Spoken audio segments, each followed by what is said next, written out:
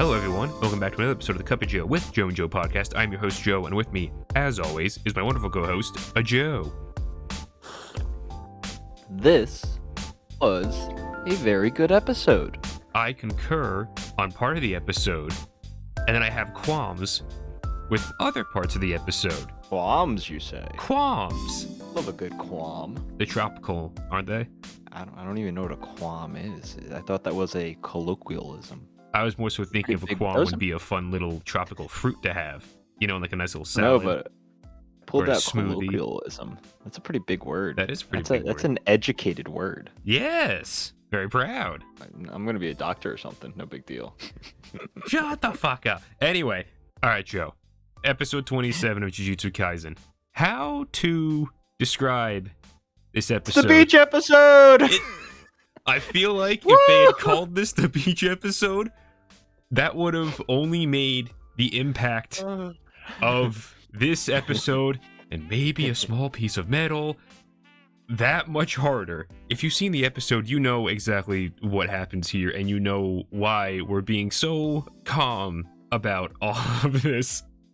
Everything is okay. Nothing hit the fan or the floor, certainly not a body. Oof, Joe, too soon. Too soon.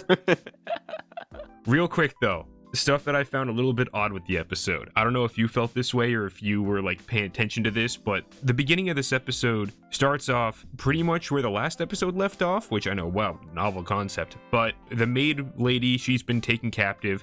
Gojo and Gato, they have Rico. They're trying to figure out what to do. They're like, okay, we're going to formulate this plan. If anything goes south, Rico, we're taking you back to Jujutsu High. We're not risking any of this bullshit. And then we cut to like the beach.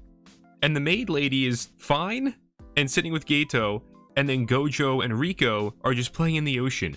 And they basically do a little, oh, I can't believe you came and saved me. I had gotten captured. I didn't even remember how. And they just breeze through all of that, which I understand to some extent, because having seen the entire episode, you're like, oh, this is what you wanted to get to. But still, those first, like, 5 minutes are really scattershot. They're like, it's just like, oh, okay, so this is what we're gonna do. We've done it now. We're not gonna show you. You're gonna get like 2 frames. No. We get Chibi Gojo fighting. Yes. I was like, what the fuck is happening? I was like, did I miss something? And I don't know if like that's the way it was in the manga, or if literally the anime was just like, nah, fuck it, we're just gonna jump right over it. If I'm putting my money, I'm gonna say it was like that in the manga actually. Just because, again, the show's a little weird, and I wouldn't be surprised something like that, where it's just kind of like this weird, jarring cut where you're like, wait a minute, is this the past, the future, the present? And you're like, what the fuck just happened? But it's very clear that they didn't, whether it was the manga, whether it was the anime, the people working on this did not care about the rescue of the maid. They're just like, yeah, it happened. You don't have to see it, because you know Gojo and Gato are just stupid powerful. Everything went fine. And you get a little bit more character building as you see, oh, Gojo this entire time has not released his technique. So he's been using that for the last over 24 hours. And by the time we finally get back to Jujutsu High, once they're in Okinawa right now doing, having a fun time. Once they get back to Jujutsu High, that's when Gojo finally releases it. So he's spent, I think it's around 2 or 3 days and 2 nights of no sleep, just constantly maintaining his technique to keep Rico safe. Which is a good way to wear a man down. Yes, it is. This Toji guy, think about this. He hated a kid he never even met before. He was like, this fucking kid saw me. He goes, I'm gonna fucking kill this guy one day. That really is how petty he is. I'm very good at sneaking. Even though I am a brick shithouse, I am very good at sneaking. But this kid, he just so happened to turn around and he saw me. I fucking hated him ever since then. I know. I was like, what a fucking backstory.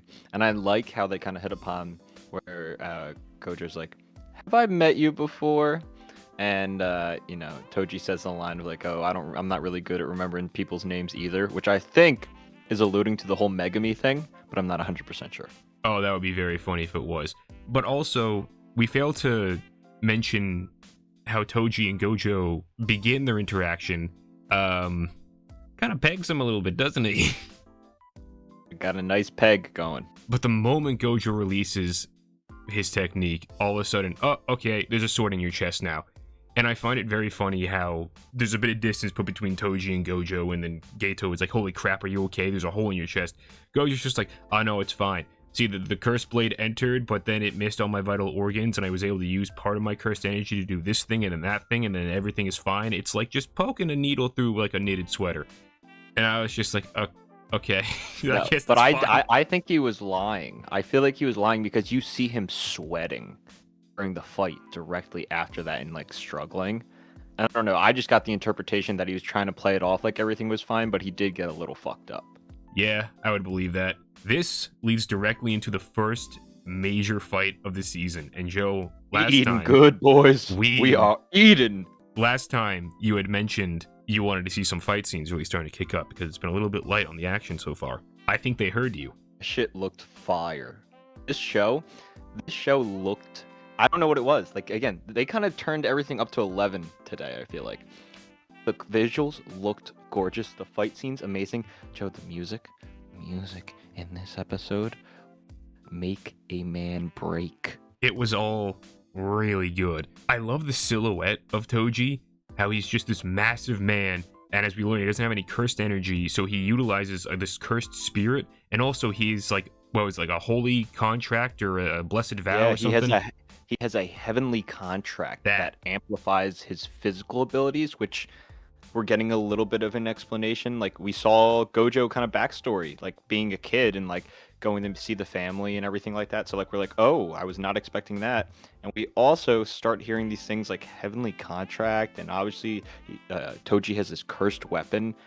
They're not explaining it. It's just like, hey, we're name dropping like kind of this new, or like, we got a new vocabulary term for you guys, and we'll explain it later.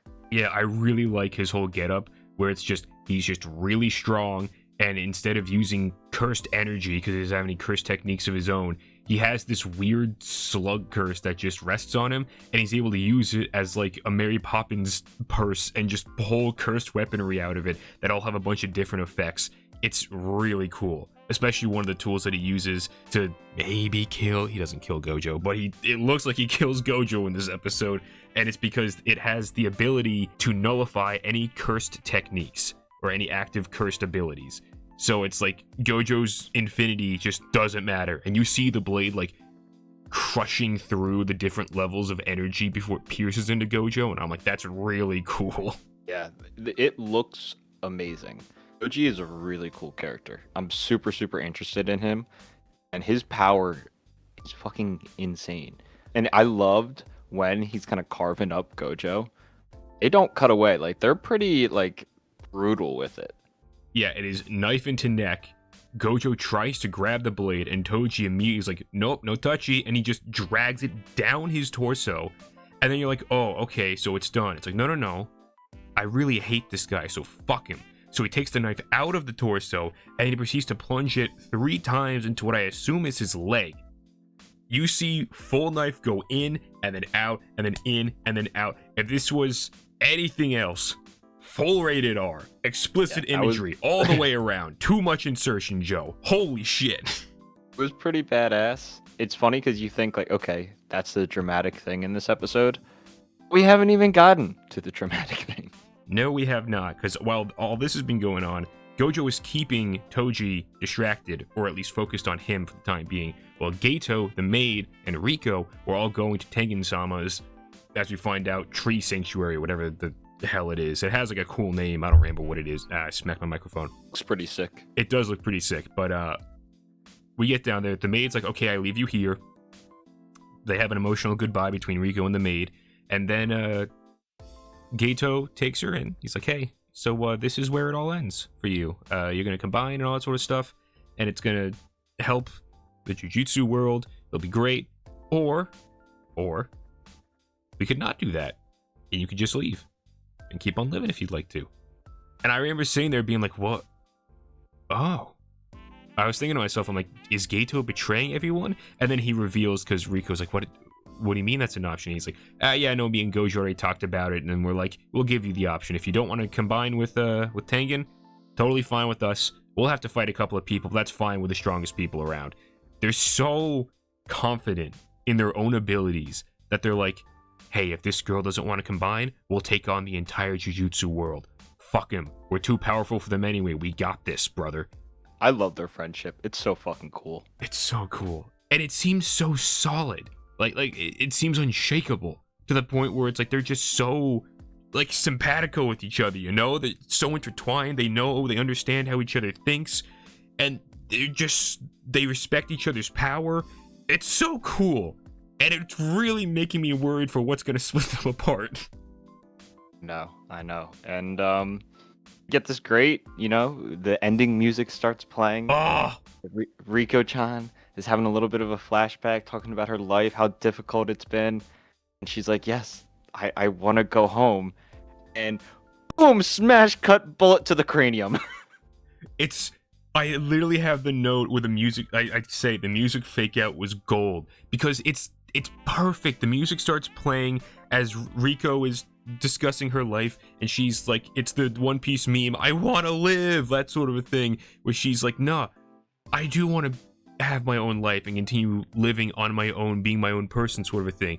And the music swells just as Gato reaches out his hand and he says, let's go home. And she reaches for it, and all we see is a bullet fly through her brain. And you're like, oh, and you even get a slow-mo shot of her falling, and you see Gato's face as she falls out of frame, and because it's in slow-mo, his expression lags behind from like happy and content to just the eyes widen, and like the shock and disbelief falls on him, and you're like, oh my god. And of course, who else but Toji comes walking out of the shadows, the fucking 9 mil in his hand, and he's just like, alright, job is done. And Gato loses it.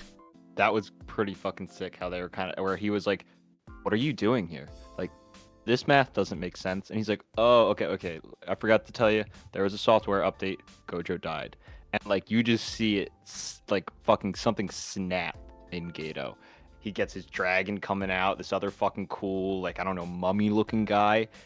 And I think we're getting another fight, Joe. I cannot wait to see how Gato and Toji fight. Yeah, the whole setup's awesome. They really turned it up to 11 this episode. Yeah, a lot of people say you watch the first 3 episodes of an anime, and that's kind of that's your barometer. That's what you would use to tell, am I gonna like this? Am I gonna jive with it? All that sort of stuff. With this, the conclusion of the 3rd episode of this season, it's really one of those where it's like, so everything in the previous 2 episodes was building up to this moment. And it's a pretty solid payoff for the first 3 episodes, and it makes me very excited to see where we go in the rest of the season. Yeah, I mean, I even have questions now, like, if she's dead, what's gonna happen to Tengen-san? Yeah, I didn't even think about what's gonna happen with that. Like, technically, yeah, the mission was successful. So that kind of fucks everything up. Like, they failed, Gojo's dead, quote unquote dead. Does he come back to life somehow? I mean, like, I don't know. Somehow. Yeah, I mean, obviously. Or what I'm trying to say is, was he not dead, or does he die and they do something to bring him back, like they did the Yuji or something? You know what I mean? Or I guess Yuji didn't die. I don't know, but that type of stuff, I'm like, that's probably not going to get answered till way later in the season, even if we're lucky. But I'm like, in the moment, I want to see a cool ass fight that I'm pumped for. This is the moment, I know you're talking about it, maybe even when we weren't on, microphone or whatever, but like, how you're kind of like, yeah, I'm enjoying it, but it just doesn't had that thing for me. I think this might be the hook, Joe.